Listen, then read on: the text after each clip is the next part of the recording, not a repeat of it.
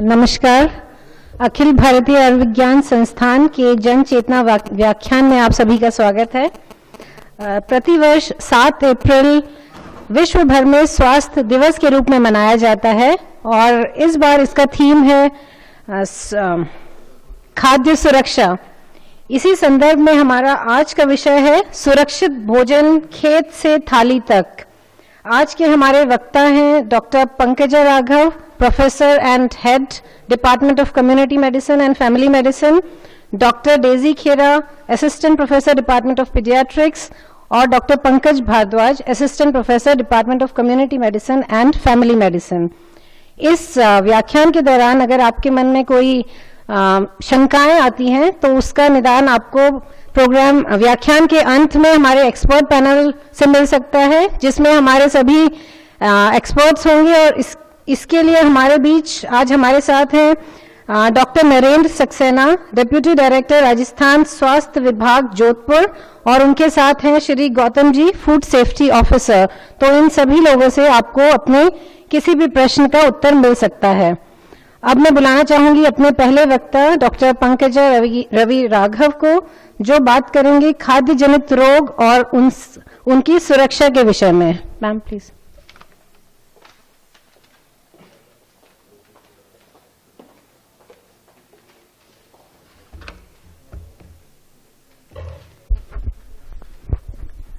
सभी गेस्ट, मेरे प्रिय faculty and friends, good afternoon. WHO day 7 अप्रैल को मनाया जाता है, जैसे डॉक्टर भारती ने हमें बताया। हर साल कुछ न कुछ महत्वपूर्ण टॉपिक पर ये मनाया जाता है पूरे विश्व में। जैसे कि पिछले साल मॉस्किटो बॉर्न इलनेसेस पर था, इस बार फूड सेफ्टी पर है। जब हम देखते हैं हर साल जो विषय होता है हमारे भारत में, हम समझते हैं हर साल कि ये बीमारी हमारे देश में अग्रगण्य में है पूरे विश्व में। जैसे कि मॉस्किटो जनित बीमारियां, वो भी, उसमें भी हम आगे हैं। जब हम फूड बॉर्न इलनेसेस बीमारियों की बात करते हैं तब भी हम आगे होते हैं। तो उसके पहले साल हाइपरटेंशन मतलब हाई बीपी ये थीम थी, तब भी हमने पाया कि इससे में भी हम आगे हैं। तो इसका मतलब है हमें बहुत काम करना है। हमारी इन्फेक्शन वाली बीमारियां भी हमें कम करनी है, साथ साथ हमारे देश में बीपी, डायबिटीज, ओबेसिटी, ये भी बीमारियां बढ़ रही है, उसे भी हमको कंट्रोल करना है। जब भी हम बीमारियां रोकना या कंट्रोल करने की बात करते हैं, इसमें सभी का हाथ होना जरूरी है, गवर्नमेंट से लेके कम्युनिटी तक, मतलब आप तक। सब हम मिलजुल के अगर काम करेंगे तो ये बीमारियां हटाना या कम करना मुश्किल नहीं है।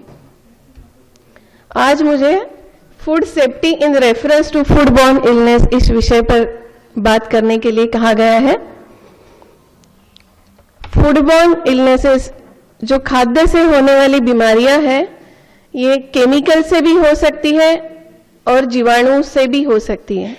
मैं जीवाणु से होने वाली बीमारियों पे बात करूंगी। इसमें हमने देखा है, जो डेटा है, जो संख्या है पूरे विश्व में, 200 से अधिक बीमारियां खाद्य से होती हैं, खाद्य या पानी, और लाखों लोग इस बीमारी में फंस जाते हैं और मृत्यु की संख्या भी बहुत ज्यादा है। जब हम देखते हैं किसको ये बीमारियां हो रही है तो इसमें हर कोई शामिल है। अगर हाइजीन अच्छे से, स्वच्छता अच्छे से नहीं मेंटेन की जाती है घर में खाना बनाते वक्त, या टेबल पे जब खाना आता है, सर्व होता है, तो ये बीमारियां किसी को भी छू सकती है, गरीब से लेके रीच आदमी तक। जैसे हम यहाँ डॉक्टर महिलाएं हैं, हमारे घर में खाना बनाने के लिए हमें वक्त नहीं है, हमारी कुक खाना बनाती है। शुरुआत में 1-2 दिन हम समझते हैं उसको ट्रेन करना, ठीक है ट्रेन हो गई, लेकिन हमारे पीछे से वो कैसे खाना बना रही है, कितनी स्वच्छता देख रही है, हम नहीं देख पाते इतना। तो इसका मतलब कोई भी इस बीमारी में आ सकता है, किसी को भी ये बीमारी हो सकती है।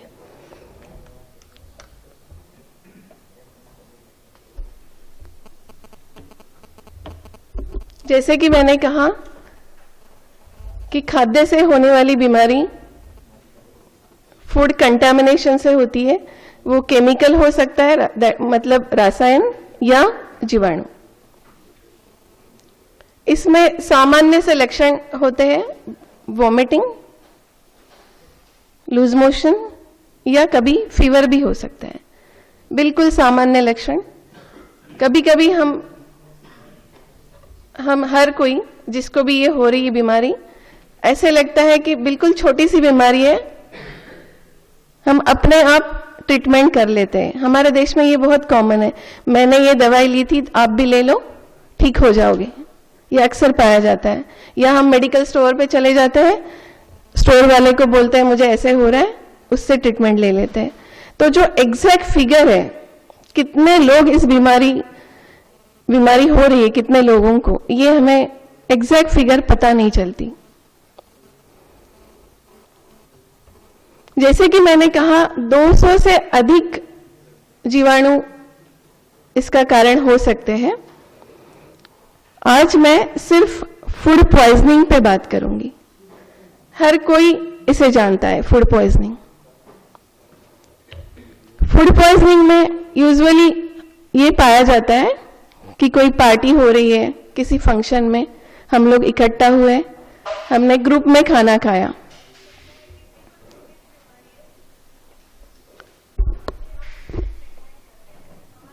इसमें 3 चीजें हमें ध्यान में रखनी है कब हम इसको फूड पॉइजनिंग कहेंगे। अचानक बहुत सारे लोग, और वो हमको बता रहे हैं कि हमने एक साथ खाना खाया और उनको एक जैसे लक्षण है। ये 3 चीजें अगर है तो हम बोल सकते हैं कि फूड पॉइजनिंग का आउटब्रेक हो गया। बट कभी कभी ये थोड़ा मुश्किल सा हो जाता है, जैसे कि हमने पार्टी अटेंड की, हम इधर उधर चले गए, अपने अपनी जगह चले गए, और मे भी हम लोग दूर दूर से आए हैं तो एक हॉस्पिटल में भी नहीं जा रहे। तो ये कई बार हमारे हाथ से छूट जाता है। बट बहुत आसान है, अचानक होना, एक साथ खाना खाना, एक जैसे लक्षण।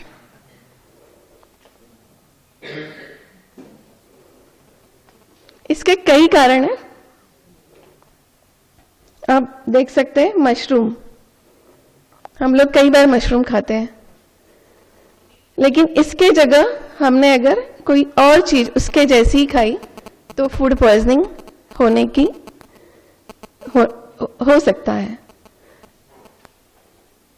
पोटैटोज के ऊपर कई बार स्प्राउट्स आ जाते हैं, और हमने अगर इस पर ध्यान नहीं दिया या हमारी मेड ने ध्यान नहीं दिया तो इससे जरूर पॉइजनिंग पॉसिबल है। बाकी केमिकल्स भी, इसीलिए इस बार WHO ने बड़ा सोच के थीम रखी है, फार्म टू प्लेट। मतलब जहां प्रोडक्शन हो रहा है वहीं से शुरुआत हो सकती है। हम घर में बहुत अच्छे से देखभाल कर रहे हैं, हाइजीन मेंटेन कर रहे हैं, बट हमारा जो घर में फूड पहुंचा है वो ही कंटामिनेटेड है। हो सकता है फर्टिलाइजर्स, बहुत ज्यादा केमिकल्स, जिसमें हम खाना बना रहे हैं वो मेटल हानिकारक हो। जैसे कि मैंने कहा कि मैं जीवाणु वाले फूड पॉइजनिंग पे आज बात करूंगी। उसमें 3 बहुत ही common, salmonella, clostridium and staphylococcus. थोड़ा सा ब्रीफ में मैं बताऊंगी कैसे कैसे ये होता है एंड कैसे इसे पहचाना जाएगा। साल्मोनेला फूड पॉइजनिंग बहुत ही कॉमन है, सबसे कॉमन है। जैसे मैंने शुरुआत में ही कहा था, ग्रुप में खाना खा रहे लोग, ये एक कारण है। आजकल एक दूसरे देश में शेयर हो रहा है खाना, वो एक कारण हो सकता है। आप अगली वाली स्लाइड में देखेंगे कैसे फार्म एनिमल्स इसके लिए कारण है। ये जीवाणु बहुत सारे एनिमल्स के अंदर होते हैं। घर में हम डिटर्जेंट यूज कर रहे हैं, वो भी एक कारण हो सकता है। एंड खाना बना के रखा और उसको सही से स्टोर नहीं किया, कई बार पाया जाता है। हम होटल में जाते हैं, हमें खाना हॉट सर्व किया जाता है, बट समटाइम्स थोड़ा मुझे डाउट है, मे बी नहीं होता होगा ऐसे, पुराना खाना गर्म करके दिया, पॉसिबल है। सॉरी, इतने सारे साल्मोनेला ऑर्गेनिज्म इनमें सब में हो सकता है। इतना ही नहीं, जिसको साल्मोनेला से बीमारी हो गई वो ठीक हो गया, ठीक हो जाता है वो, फिर भी उसके अंदर वो जीवाणु रहता है, इसलिए उसे कैरियर बोलते हैं। फूड पॉइजनिंग का जो इंक्यूबेशन पीरियड, इंक्यूबेशन का मतलब है कि जीवाणु अंदर गया शरीर के, उसके बाद लक्षण कब शुरू हुआ, थोड़ा टाइम लगता है उसमें। तो फूड पॉइजनिंग में टाइम थोड़ा कम ही लगता है, साल्मोनेला में इतना टाइम है, 12 घंटे से 24 घंटे। ये इसलिए हमें जानना जरूरी है कि हम जब जिसको भी ये लक्षण होंगे उसको हम पूछेंगे खाना कब खाया था और उसको लक्षण कब हुए, उस पर से हम अंदाजा लगा सकते हैं कि कौन सा जीवाणु इसके लिए रिस्पॉन्सिबल है।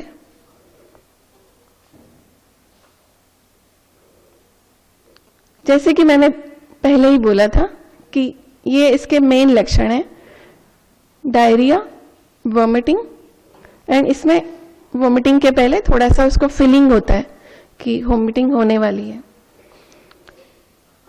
इसमें बुखार भी आ सकता है और 1% चांस है कि सीवियर होने से या निग्लेक्ट अगर कर दिया तो डेथ हो सकती है। और जैसे कि मैंने कहा था कि ह्यूमन बीइंग, हम लोग ठीक होने के बाद भी इस जीवाणु को कैरी करते हैं और हमारे वजह से फिर और दूसरे लोग उनको इन्फेक्शन हो सकता है।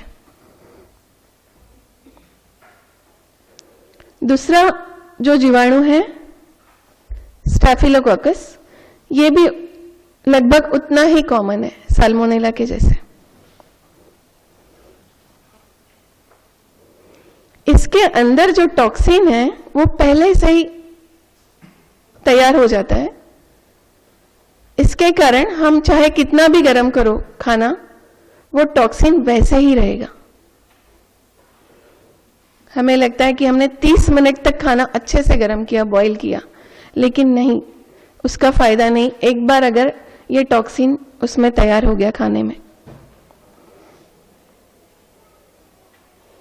कैसे हो सकता है ये? हम होटल्स में, रेस्टोरेंट्स में जाते हैं, कुक्स होते हैं, वेटर्स होते हैं, हो सकता है उनको इन्फेक्शन हुआ हो और वो इन्फेक्शन हमारे खाने में उतर गया तो स्टैफिलोकोकस का इन्फेक्शन होना पॉसिबल है।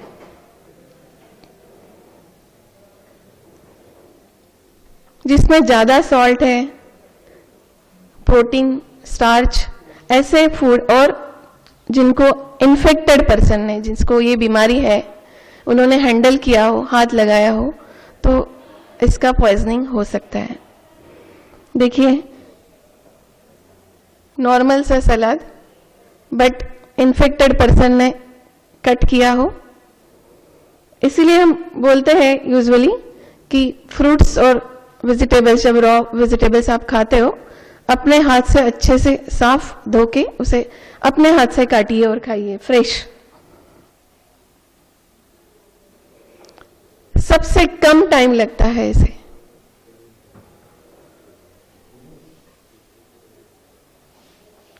खाना खाने के हो सकता है आधे घंटे के अंदर ही आपको लगने लगी वॉमिटिंग और दूसरे सिम्टम। जैसे कि मैंने बोला था, पहले ही इसका टॉक्सिन तैयार हो जाता है। बट सबसे अच्छी बात है कि डेथ नहीं होती और 48 घंटे मैक्सिमम में ये ठीक हो जाता है पेशेंट।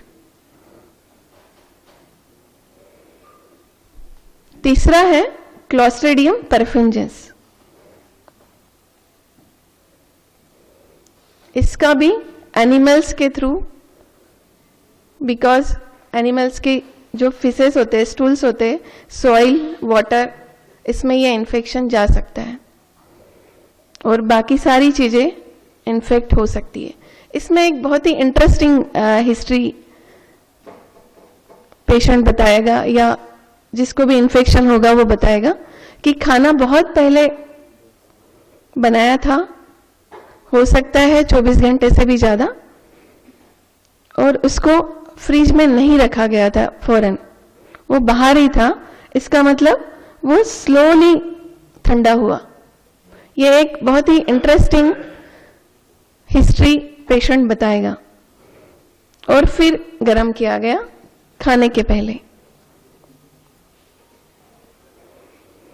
तो इसका जो इंक्यूबेशन पीरियड है आप देख सकते हैं, थोड़ा सा 6 घंटे से शुरू होके 24 घंटे तक।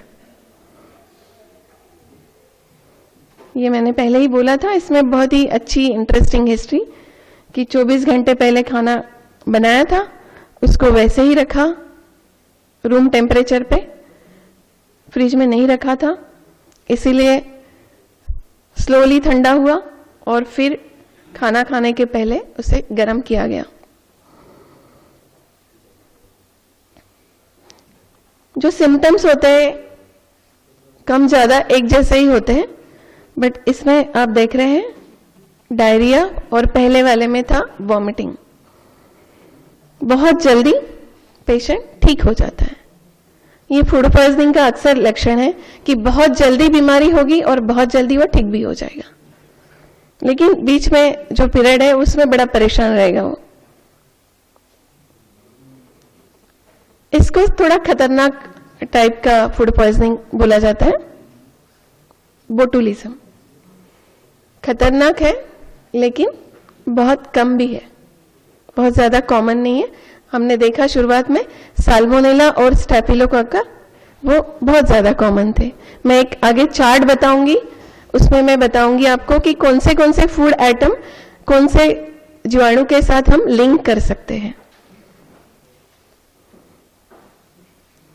इसमें ब्रेन वाला टॉक्सिन तैयार हो जाता है, इसीलिए ये थोड़ा हानिकारक होता है।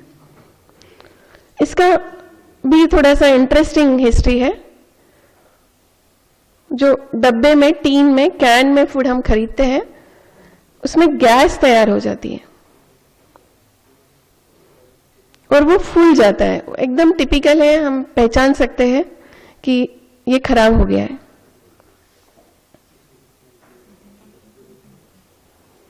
ये भी हर जगह, हर फूड में ऑलमोस्ट, बट स्पेशल इसका जो मैंने बोला था कि जो हमने टीन में खरीदा हुआ खाना, पिकल्ड फिश, जो फिश को सॉल्ट लगा के स्मोक करके, और घर में बनाया हुआ चीज, ये टिपिकल इसकी हिस्ट्री है।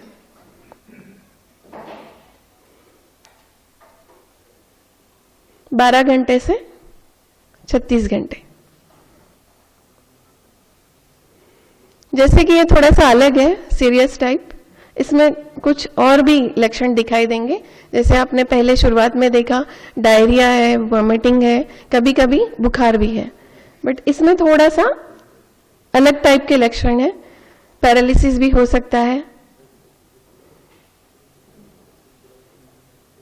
और डेथ का ये मुख्य लक्षण है, हार्ट फेल्यूर, और इसमें डेथ ज्यादा है। आपने शुरुआत में देखा पहले 1-2 केसेस में डेथ है ही नहीं, होती नहीं डेथ, ठीक हो जाते हो। लेकिन बोटुलिज्म से अगर होता है तो इसमें आप देख सकते हैं 3 केसेस में 2 केसेस, और 3 से 6 दिन के अंदर डेथ हो सकती है।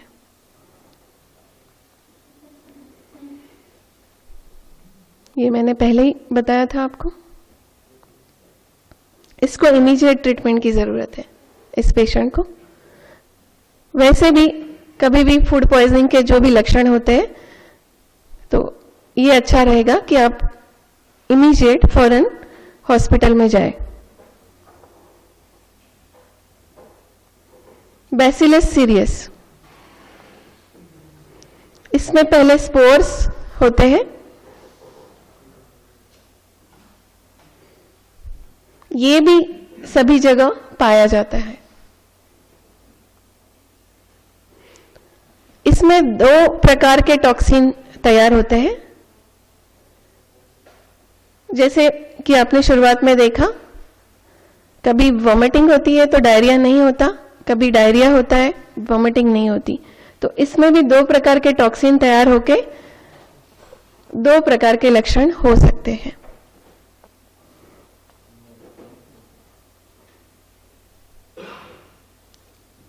अगर डायरिया वाले लक्षण हो गए उसमें इंक्यूबेशन पीरियड 8 से 16 घंटे।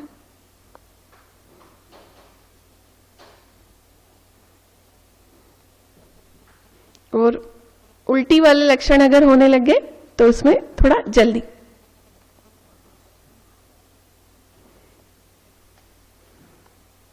अभी तक जो मैंने बोला है वही इसमें आपको पता चलेगा कि 1 से 6 घंटे में, वैसे तो इसका 30 मिनट भी हो सकता है, बहुत ही जल्दी, ये 3। आप देख रहे हैं कि डायरिया कॉमन है, स्टैफिलोकोकस में वॉमिटिंग, सैल्मोनेला में फीवर भी है। फीवर अदरवाइज नहीं रहेगा क्योंकि यूजुअली ये टॉक्सिन से होता है, जीवाणु से नहीं। और ये अलग अलग फूड आइटम्स जिसके वजह से हम लिंक कर सकते हैं। कभी पार्टी हो गई, पार्टी में क्या क्या फूड आइटम्स थे, किसने क्या क्या खाया, इससे हम अंदाजा लगा सकते हैं कि कौन सा फूड आइटम कल्प्रिट है, किसके वजह से ये हुआ है, और फिर हम उसे ट्रेस कर सकते हैं। फॉरेन में एक जगह ये फूड पॉइजनिंग का ही केस हुआ था। जैसे कि मैंने बोला, फूड पॉइजनिंग में यूजुअली ये होता है कि एक जगह खाना खाया और लोग अपनी अपनी जगह चले गए। इस वाली केस में एक पर्टिकुलर फूड मार्केट से उन्होंने खाना परचेज किया, सब अपनी अपनी जगह चले गए दूर दूर, बट डिफरेंट हॉस्पिटल्स में केसेस जाने लग गए। थोड़ा सा कंफ्यूजन पैदा हुआ, तो जो भी फूड मार्केट्स थे वहां जाके बिल काउंटर पे लोगों ने सबकी रिसिप्ट देखी और फिर पता चला कि पर्टिकुलर फूड आइटम को लिंक किया गया वो सारे हॉस्पिटल पेशेंट्स के साथ। उसको ट्रेस करके फिर मार्केट से उसे हटाया गया। डॉक्टर सक्सेना हमें बताएंगे जोधपुर में कितना प्रॉब्लम है और कैसे कैसे ये लोग एक्शन लेते हैं और उन्हें क्या क्या प्रॉब्लम्स फेस करनी पड़ती है जब वो लोग सैंपल्स लेने जाते हैं।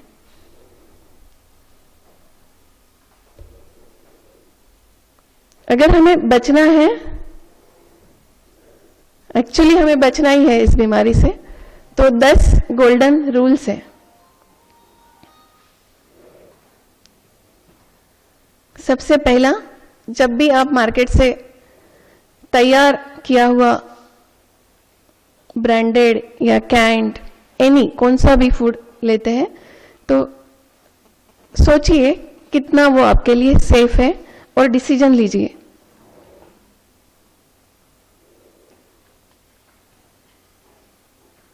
घर में जब खाना बना रहे हैं उसे अच्छे से पकाइए।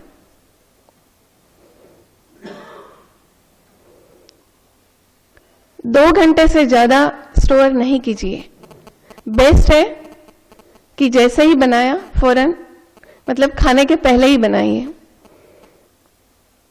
बट बहुत हमारे लिए पॉसिबल नहीं है। हमारी कुक बना के जाती है उसके टाइम के हिसाब से। कभी कभी हमारी कुक बोलती है कि मैडम मैं 4 बजे ही बना के जाऊंगी। उसको कितना भी समझाओ, नहीं हम तो बड़े लेट खाते हैं, 10 बजे खाते हैं, नहीं मैडम मैं नहीं रुक सकती। तो वो हमारी मजबूरी है। ऐसे सिचुएशंस में उसे फिर फ्रीज में स्टोर कीजिए। Store cooked food carefully. Reheating मतलब दोबारा जब भी आप खाना खा रहे उसको अच्छे से गर्म कीजिए। ये सबसे इंपॉर्टेंट बात है। पकाया हुआ खाना और जो नहीं पकाया हुआ खाना है, इनका दोनों का कांटेक्ट नहीं होना चाहिए।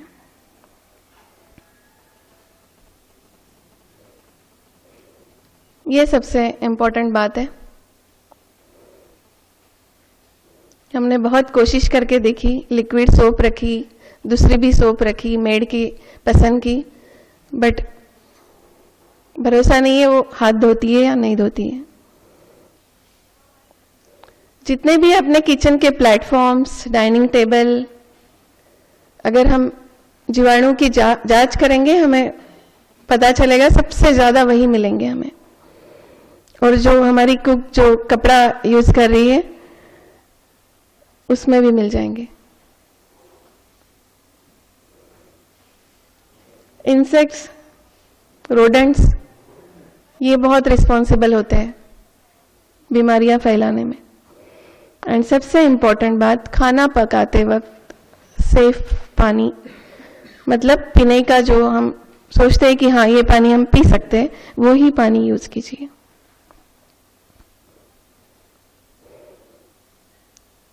जस्ट जो अभी तक बोला उसको रिवाइज ही कर लेंगे। 200 से ज्यादा बीमारियां फूड से स्प्रेड होती है। सबसे important rule, wash your hands. बहुत सारी बीमारियां हैं, लक्षण मैं बता चुकी हूं।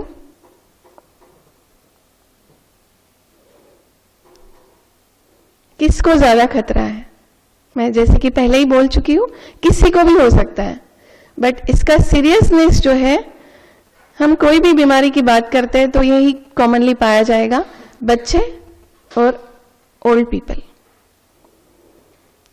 फिर जिनकी इम्यूनिटी कम है उनमें।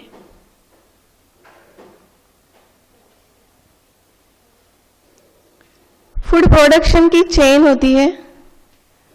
हमारी टेबल पे फूड ऐसे ही डायरेक्टली नहीं आता, वो एग्रीकल्चर, फिशरीज, उसके बाद प्रोसेसिंग, उसके बाद पैकिंग, फिर डिलीवरी, उसके बाद मार्केट में आके हम परचेस करते हैं। तो बड़ी लंबी प्रोसीजर है, उसमें कहीं भी ये इन्फेक्शन, कंटेमिनेशन हो सकता है। आजकल हम शेयर कर रहे हैं खाना, इसमें अगर प्रॉब्लम हो गया ट्रांसपोर्ट में, फिर भी कंटेमिनेशन हो सकता है।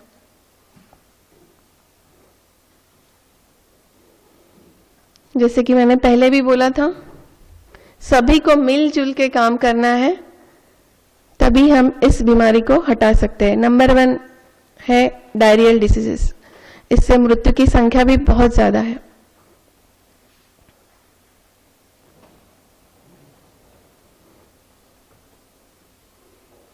जाहिर है, सपोज हमारी देश का कोई प्रोडक्ट है,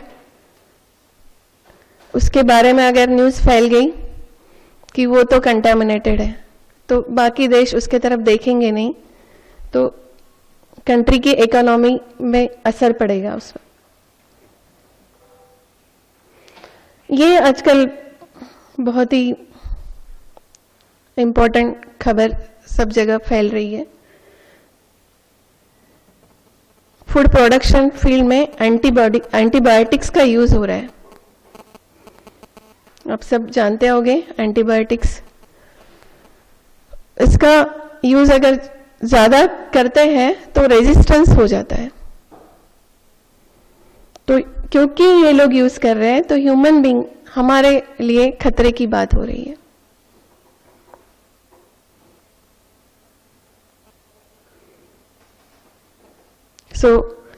सभी ने इसमें मिलके काम करना है। कंज्यूमर मतलब हम लोग जहां से ये खरीदते हैं थोड़ा सोच के खरीदे कि कौन सा प्रोडक्ट सेफ है।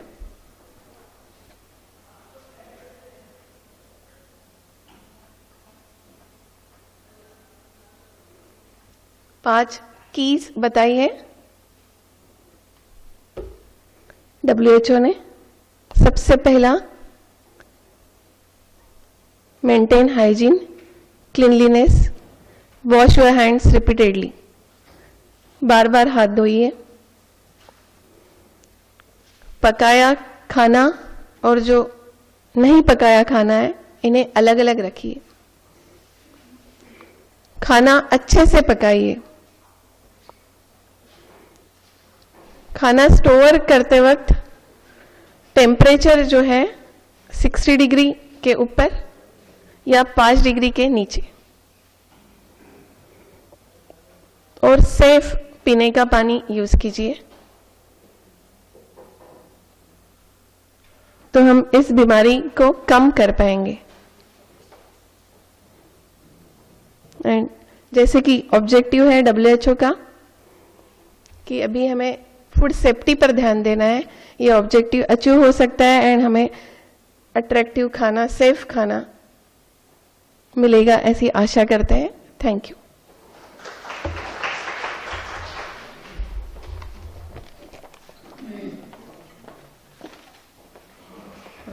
थैंक यू मैम इस विषय में विस्तृत जानकारी देने के लिए। हमारी अगली वक्ता हैं डॉक्टर डेजी खेरा, जो बात करेंगी बच्चों में अल्पोषण की रोकथाम के विषय में।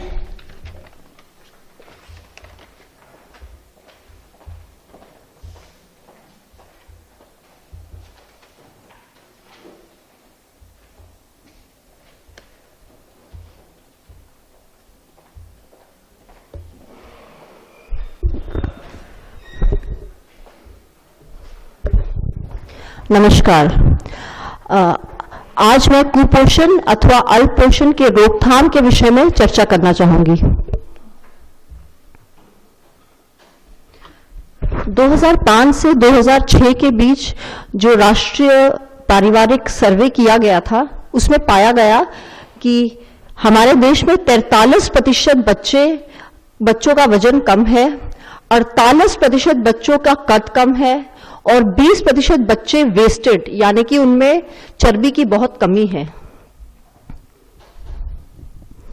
भारत में कुपोषण की चुनौतियां, कुछ तथ्य। बच्चे, विश्व का प्रत्येक 5वां बच्चा भारत में रहता है। 22% बच्चे सामान्य से कम वजन के साथ जन्म लेते हैं। 1000 जीवित जन्मे बच्चों में से 50 अपने जीवन का पहला वर्ष पूरा नहीं कर पाते। 42.5% बच्चे सामान्य से कम वजन के हैं। 79% बच्चों में लौह तत्व यानी कि आयरन की कमी है। जहां तक महिलाएं और किशोरियों का सवाल है, 36% महिलाएं सामान्य से कम वजन की है। दुबली महिलाओं में 44% मध्यम या गंभीर रूप से पतली है। 56% महिलाएं लौह तत्व की कमी के कारण अनीमिया की शिकार है। 15 से 19 आयु वर्ग की आधी किशोरियां अल्पोषित है। अल्पोषण के लक्षण क्या है? यदि, जैसे कि इस चित्र में देख सकते हैं, यदि बच्चे में मांसपेशियों एवं चर्बी की बहुत कमी हो तो बच्चा ऐसा प्रतीत होता है और इसे गंभीर अल्पोषण कहा जाता है, यानी कि सिवियर एक्यूट मैलन्यूट्रिशन। खाने में प्रोटीन की बहुत समय तक कमी रहे तो बच्चे के शरीर में सूजन आ जाती है। जैसे कि हम इस चित्र में देख सकते हैं, बच्चे का पूरा शरीर सूजा हुआ है या सिर्फ पैरों में सूजन दिख सकती है और इस बीमारी को क्वाशियरकर कहा जाता है। प्रोटीन की कमी की वजह से शरीर के चमड़ी में भी प्रभाव पड़ सकते हैं, चमड़ी का उधर जाना और फिर चमड़ी में संक्रमण होने का खतरा बढ़ जाता है। अल्प पोषण के परिणाम: कम समय वाले प्रभाव, बार बार बीमार होना, कमजोरी, शारीरिक व मानसिक विकास में देरी, चिड़चिड़ापन, पाचन शक्ति की कमजोरी, आयु की तुलना में भार कम रहना। लंबे समय वाले प्रभाव: आयु के हिसाब से कद न बढ़ना, सीखने की कमजोर क्षमता, स्कूल में कमजोर प्रदर्शन, बालिकाओं का कम वजन वाले शिशुओं को जन्म देना। पोषण विकास का आधार है। अल्प पोषण जन्म से पहले शुरू होता है और सामान्यतः किशोरावस्था व वयस्क जीवन काल में भी जारी रहता है। यह अगली पीढ़ियों को भी नुकसान पहुंचा सकता है। इसके परिणामों को सुधारा नहीं जा सकता। अल्प पोषण की वजह से एक बार दिमाग में बच्चे के जो नुकसान हो गया, उसे सुधारा नहीं जा सकता। गर्भावस्था से जीवन के पहले 2 वर्ष सबसे ज्यादा महत्वपूर्ण होते हैं, क्योंकि ये तेज वृद्धि व विकास के काल होते हैं। इनमें व्यक्ति के मानसिक, शारीरिक व भावनात्मक विकास की नींव पड़ती है। इसीलिए गर्भवती महिला का आहार अच्छा हो, ये बहुत जरूरी है। गर्भवती महिला को और उसके होने वाले बच्चे को उचित मात्रा में पोषण मिले, इसलिए गर्भावस्था में साधारण अवस्था से कम एक बार ज्यादा खाना खाना चाहिए। मां को सही मात्रा में पोषण मिलने पर ही बच्चे का सही मानसिक और शारीरिक विकास हो सकता है। पहले से ज्यादा खाना खाओ, मां तथा बच्चे को स्वस्थ बनाओ। तो गर्भवती महिला का आहार संतुलित होना चाहिए और आयोडीन नमक जरूर होना चाहिए। नवजात शिशुओं का स्वास्थ्य: जन्म के तुरंत बाद बच्चे को बिना नहलाए पोंछने के बाद साफ सूती कपड़े में लपेटकर रखने से उसे ठंड व संक्रमण से बचाया जा सकता है। बच्चे का वजन जन्म के 2 दिन के अंदर कराना आवश्यक है। हर नवजात शिशु का वजन कम से कम 2.5 किलो होना चाहिए, अन्यथा बच्चा कमजोर होता है और उसे बीमारियों का खतरा रहता है। स्वस्थ शिशु का सही आंकलन: जन्म के समय शिशु का वजन। बच्चा पैदा होने के 1 घंटे के भीतर ही मां को अपना स्तनपान शुरू कर देना चाहिए। पहले 2-3 दिनों में जो मां का दूध आता है उसे कोलेस्ट्रम कहा जाता है और बच्चे के अच्छे स्वास्थ्य के लिए वह बहुत जरूरी है। पहले 6 महीने में मां केवल अपना दूध ही बच्चे को पिलाए। मां का दूध एक संपूर्ण आहार है जो जन्म से 6 महीने तक बच्चे के विकास के लिए पर्याप्त है, क्योंकि इसमें सही मात्रा में सारे पोषक तत्व मिलते हैं। पहले 6 माह में केवल स्तनपान के अतिरिक्त ऊपरी दूध, पानी, शहद, घुट्टी आदि कुछ भी न दे। भारी पदार्थ के सेवन से बच्चे में संक्रमण पैदा होता है। जब बच्चा छाती को बार बार चूसता है तो अधिक दूध उतरता है। स्तनपान कराने से बच्चे तथा मां का लगाव भी बढ़ता है। तो पहले 6 महीने केवल स्तनपान, ऊपरी आहार कुछ भी नहीं। 6 से 9 महीने के बच्चे का आहार: मां के दूध के अलावा 6 से 9 महीने के बच्चे को दिन में कम से कम आधी कटोरी आहार 2 बार दे। इसकी मात्रा व गाढ़ापन धीरे धीरे बढ़ाए। ऊपरी आहार की 2 मात्राओं के अलावा बच्चे को रोज 1 बार नाश्ता भी दे, जैसे केला, पपीता या अन्य मौसमी फल, बिस्कुट, उबला अंडा, लड्डू आदि। ऊपरी आहार के साथ साथ अपना दूध देना भी जारी रखे। 6 माह बाद ऊपरी आहार शुरू कराओ, साथ साथ स्तनपान भी कराओ।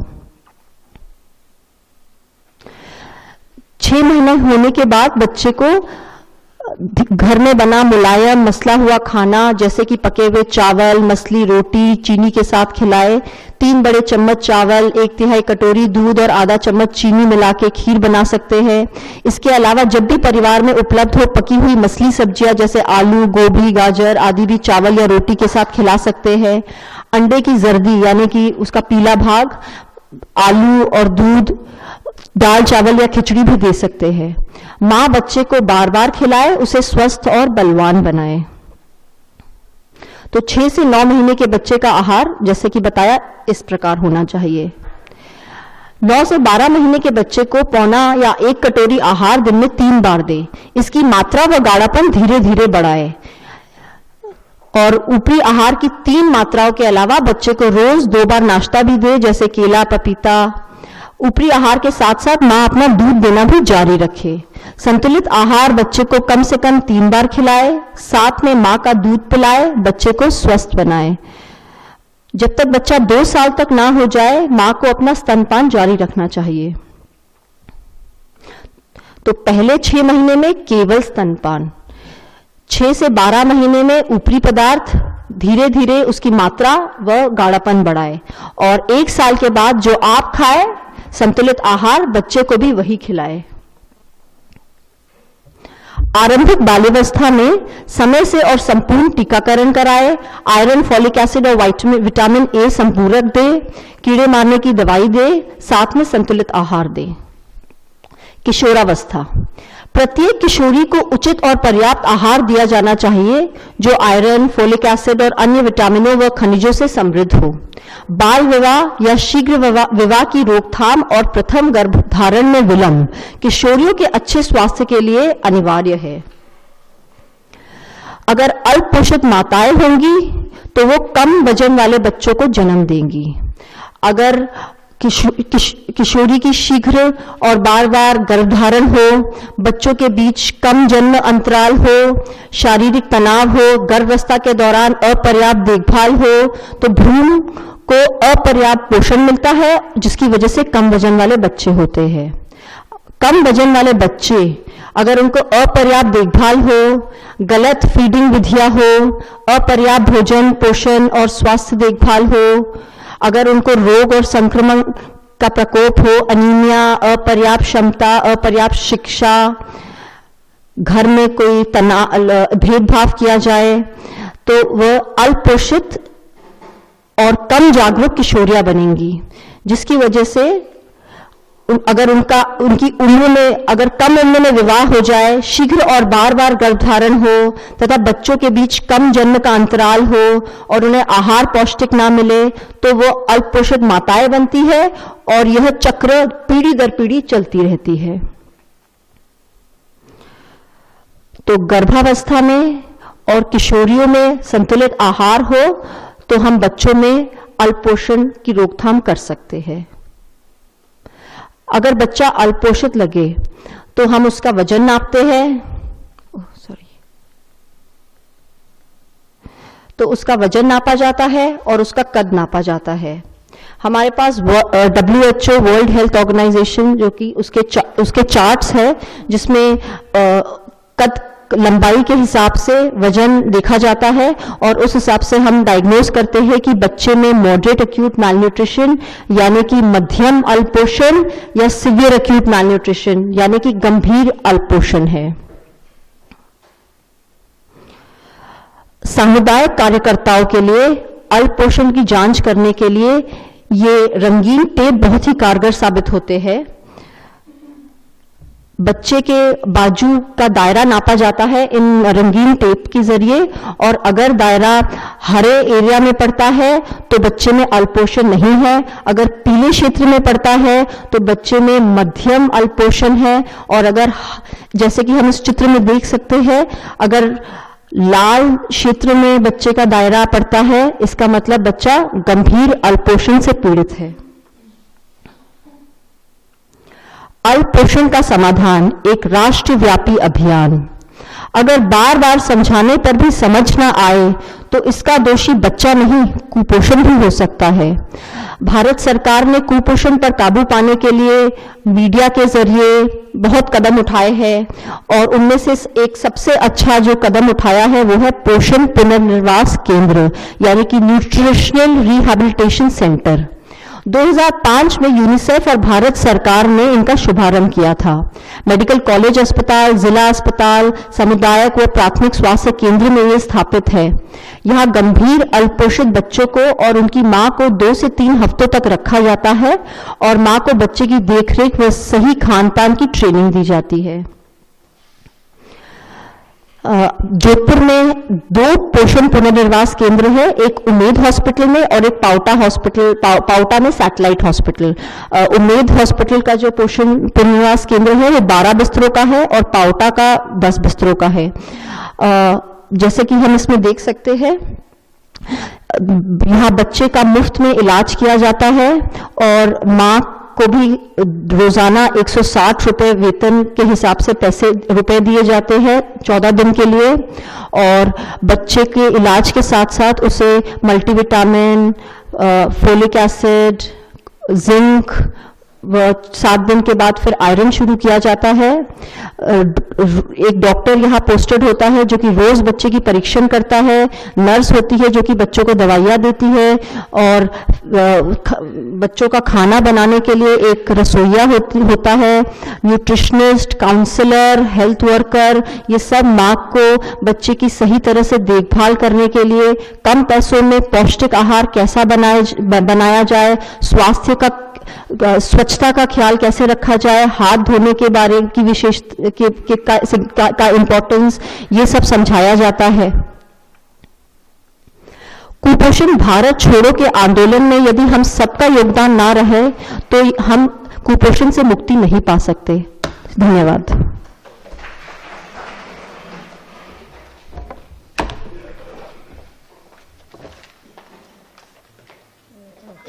धन्यवाद डॉक्टर डेजी। और हमारे आज के आखिरी वक्ता हैं डॉक्टर पंकज भारद्वाज, जो खाद्य विषाक्त परिवार और उनका दुष्प्रभाव के विषय में बात करेंगे।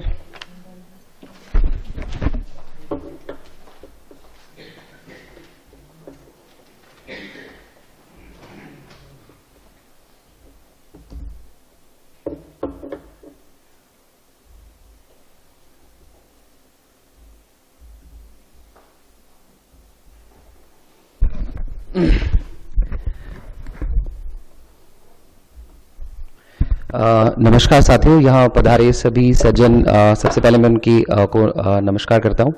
आज का जो हमारा विषय है वो है मेरा, जो मुझे आज जिस पर ये बात करनी है वो है खाद्य सामग्री से संबंधित विषैले पदार्थ और स्वास्थ्य पर उनके दुष्प्रभाव। दो विषयों को हम पढ़ चुके हैं, सुन चुके हैं अभी तक। हमारे दोनों जो पहले स्पेशलिस्ट आए, एक ने फूड पॉइजनिंग के विषय में हमसे बात की और दूसरे ने जो कुपोषण है बच्चों में उसके विषय पर बात की। आज का ये जो हमारा जो स्वास्थ्य दिवस है या जो आरोग्य दिवस मनाया जा रहा है, स्वास्थ्य दिवस, उसमें हमने खाद्य सामग्री में जो संबंधित विषैले पदार्थ और खाद्य सुरक्षा से संबंधित बातें की हैं। अभी हमारे 2 दिन की जो संगोष्ठी हुई थी उसमें कुछ तथ्य सामने निकल कर आए। सबसे पहले मीडिया के जो हमारे मित्र बैठे हैं उनका धन्यवाद दूंगा, क्योंकि आज के जो न्यूज़पेपर्स हैं या आज का जो अखबार है उसमें वो काफ़ी अच्छी तरह से कवर किया गया है। तो उन्हीं में से कुछ तथ्य हम फिर दोबारा एक बार दोहराते हैं कि जब सुरक्षा की या खाद्य सुरक्षा के विषयों की बात होती है तो सबसे पहले कीटनाशक जो खाने में यूज हो रहे हैं उनसे जो उनकी बातें हैं सबसे पहले वो डिस्कस करते हैं। फल या सब्जियां या जिसे कार्बोनेटेड शीतल पेयजल कहते हैं या सब्जियों के रस होते हैं, उनमें डीडीटी की मात्रा पाई जाती है। इसे हम डीडीटी रेसिड्यूज या डीडीटी के अवशेष कहते हैं। इनसे कैंसर जैसे रक्त का कैंसर, स्तन का कैंसर या अग्नाशय जिसे पैनक्रियाटिक कैंसर कहते हैं वो होने की बहुत संभावनाएं होती हैं। साथ में जन्म दोष या प्रजनन या प्रतिरक्षा प्रणाली को गंभीर नुकसान मिलता है। मतलब कहीं ना कहीं से ये जो डीडीटी है या फिर ये कीटनाशक हमारी नर्वस सिस्टम को और रिप्रोडक्टिव सिस्टम को बुरी तरह से प्रभावित करता है। साथ ही प्रभावित करता है ये इस लेवल तक कि हमें से किसी को भी कैंसर होने की संभावनाएं हो सकती हैं। बचाव के तरीके हैं, जैसे कल हमारी एक टीम जोधपुर स्वास्थ्य जो हमारा केंद्र है वहां से आए थे और उन्होंने हमारी मदद भी की कि हम कैसे इनसे बच सकते हैं घरेलू तौर पर। तो अपने भोजन को ढंग से धोकर खाएं, ये तो हम सब सुनते रहते हैं, लेकिन अगर हमें ऐसा लगता है कि डीडीटी इसमें है तो हम कैसे डीडीटी को इस सब्जियों से या फलों से निकाल सकते हैं। तो 2% नमकीन पानी अगर हम अपने घर में रखें और कहीं से भी फल या सब्जी खरीद कर लाएं तो सबसे पहले उसको 2% नमकीन पानी में भिगो कर रखें, तो काफी मात्रा में देखा गया है कि ये डीडीटी का जहर निकल जाता है। पूरी तरह से तो नहीं, लेकिन हाँ कुछ हद तक निकल जाता है। दूसरा एक और घरेलू साधन या तरीका देखा गया है कि सिरका या जो विनेगर होता है, अगर हम 10% व्हाइट विनेगर या सफेद सिरका जो आता है वो लें और उसमें सब्जी भिगो कर रखें या जो भी हम सब्जी बनाने वाले हैं तो भी ये कीटनाशक थोड़ा निकल जाता है। परेशानी बस एक ही विषय में होती है कि इसका स्वाद थोड़ा बदल जाता है, तो बहुत बार वो स्वाद हम पसंद नहीं करते या अपनी सब्जियों में इस्तेमाल नहीं करना चाहते। दूसरा, हम हमेशा से सुनते आए थे, पहले से हम लोग डॉक्टर्स हमेशा से कहते रहे थे कि हमें कच्चे फल, कच्ची सब्जियां खानी चाहिए, वो बहुत जरूरी है, फाइबर डाइट बनती है उससे। अब उसमें थोड़ा सा बदलाव यह आया कि कच्ची सब्जियां या कच्चे फल तब खाएं जब आप उन्हें बहुत अच्छी तरह से धो सकें, गर्म पानी में धो सकें। अदरवाइज कच्चे फल या कच्ची सब्जियों से बेहतर यह है कि आप उन्हें पका लें, जिससे पानी जब गर्म होता है तो बहुत से जो विषैले पदार्थ हैं वो निकल जाते हैं। लेकिन कच्चे फल या कच्ची सब्जियां खानी चाहिए, लेकिन तब जब आप उन्हें बहुत अच्छी तरह से साफ कर पाएं। आज के न्यूज़पेपर या अखबार में भी ये बात आई है और काफी लोगों को इससे काफी आश्चर्य भी हुआ होगा, क्योंकि आयुर्वेद हो या डॉक्टर्स, हम बहुत बातें करते हैं कि लौकी का जूस बहुत हमारे लिए लाभदायक है। तो अभी भी हम यही कहेंगे कि लौकी का जूस लाभदायक है, डरने की बात नहीं है, लेकिन लौकी को खाते वक्त सावधानी रखनी जरूरी है। 2011 में एक खबर दिल्ली में आई थी कि दिल्ली में एक CDRI के साइंटिस्ट थे, एक वैज्ञानिक, और उनकी अचानक लौकी का जूस पीने के बाद मृत्यु हुई। और उसके बाद ये हुआ कि क्यों ना जांच करवाई जाए कि कितने ऐसे केसेस हुए हैं, और पाया गया कि ऐसे कुल मिलाकर अभी तक 3 केसेस हुए हैं जहां मृत्यु हुई है, बट 12 से 15 केसेस ऐसे हैं जो अस्पताल में भर्ती हुए हैं। जब जांच हुई और ICMR, कल हमारे जो मुख्य अतिथि थे डॉक्टर टोटेजा, उन्होंने बताया भी कि इन पूरी स्टडीज, इन पूरे केसेस को ध्यान से पढ़ा गया और पाया गया कि जो कड़वी लौकी होती है या फिर कड़वी लौकी का रस अगर कड़वे जो फल हैं या सब्जियां हैं उनके साथ पिया जाए तो ये घातक है शरीर के लिए, इससे बचना चाहिए। तो जितना हो सके हम जो लौकी है उसे पकाकर इस्तेमाल करें, कच्चा ना खाएं। और उस लौकी को खरीदकर भी हम ये ट्राई करें कि पहले हम लौकी को दोनों तरफ से छोर से थोड़े थोड़े टुकड़ों में बांट लें और ये खाकर देखें कि क्या वो कड़वे तो नहीं है, और यदि वो कड़वे हैं तो उन्हें हम ना ग्रहण करें। दूसरा, कड़वे फलों को इनके साथ मिक्स ना करें। मतलब साफ बात है कि यदि हम करेले के जूस को इस लौकी के साथ मिक्स करेंगे तो हो सकता है कि ये जो लौकी का कड़वापन है वो छिप जाए और हमें वो लगे कि ये तो केवल करेले के कड़वेपन के कारण हम पी रहे हैं। तो ऐसा नहीं करना चाहिए। क्या क्या सिम्टम्स होते हैं जो तुरंत डॉक्टर को दिखाना चाहिए। इसको पीने के बाद यदि बेचैनी, मितली उल्टी या दस्त जैसा कोई सिम्टम या लक्षण दिखाई दे तो इसे हल्के में नहीं लेना है, तुरंत चिकित्सक की राय जरूरी है। आजकल ये विषय भी बहुत चल रहा है, दूध में मिलावट बहुत ही आम विषय है।